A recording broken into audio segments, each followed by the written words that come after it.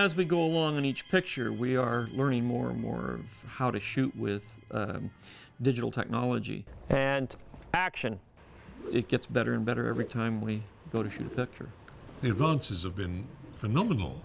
There's a monitor on the camera there, which is static. There's a monitor on the crane. There are all these monitors scattered all over the place. We have what they call the video village here, these big plasma screens.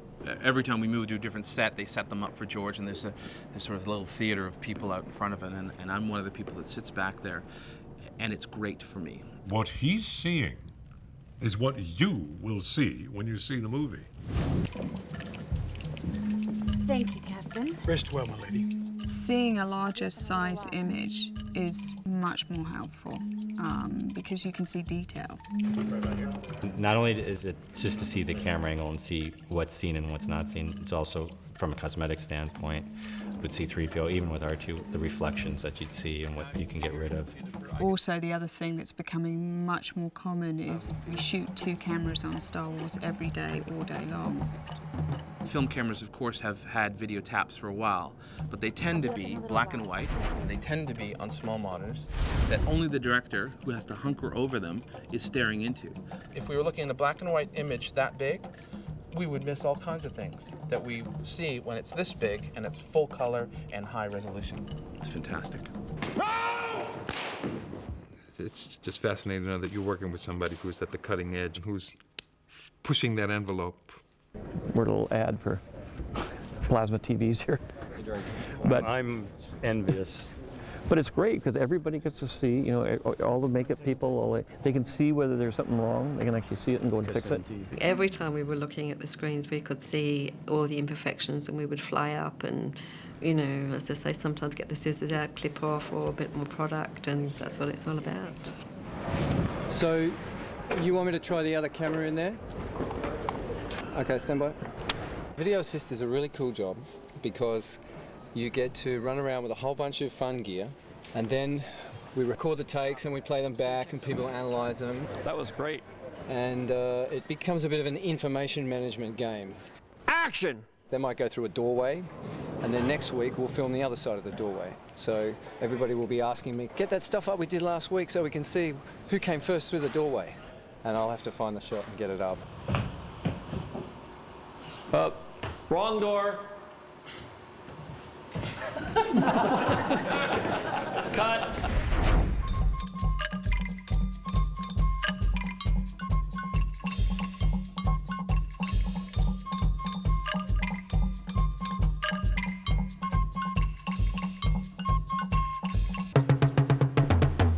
Personally, I don't like video assist. I've always felt that it was something that removes you from the actors and from the performances. But these monitors are so huge that when you're in anything close to even a medium shot, you can feel the actors. And so you can be on the other side of the stage and feel what's going on. Great. Cut. That said, it's been really interesting to see George in the crucial moments get out of Video Village and go over to the camera, because it was like he was tuning into what the actors were doing, because he knew that they needed that. And you go into this door right here. That door. That door, the red door. David? Oh, David Tat. Are you happy? In a way, working with film, you're shooting blind. So you're less likely to take extreme chances. But working with HD, when you can see pretty much what you're going to get, you can be much more accurate. So you can take more chances. You can, if you're going for a very high-key look or a very moody look, you can push it to the edge, right to the edge, before you drop off. They'll always say, great, takes 2 seconds. Only in ILM do they say, no, that's too hard, we can't do it. I was about to say, I'm glad you said that, though. What we would normally do in a film movie, we'd shoot all day, and the next day at lunchtime, they would have the heads of the department meet in the theater, and you'd sort of eat your lunch in the dark and watch the dailies. That's what I've done on all other movies. With this, George can replay the stuff instantly on a nice big screen, and he can make a decision right there on whether he got the shot or not. That was a little tricky getting around there, wasn't it? We may have to go faster. We'll try one more right away. It's just much easier for the filmmaker to do his job. We can even cut the stuff on the set if we want to. And we have, so I could see whether a take was working or not. And then you can send it up to editorial, and they can cut it and do things literally in the same day. You don't have to wait while it gets back from the from the drugstore. So we're striking set so quickly the next day because we're not waiting for any kind of lab results. That the turnaround's very fast.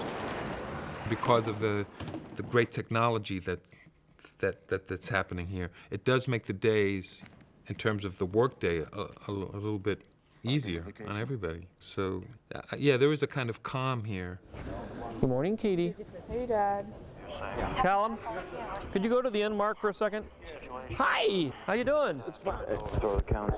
Welcome home. Thank you.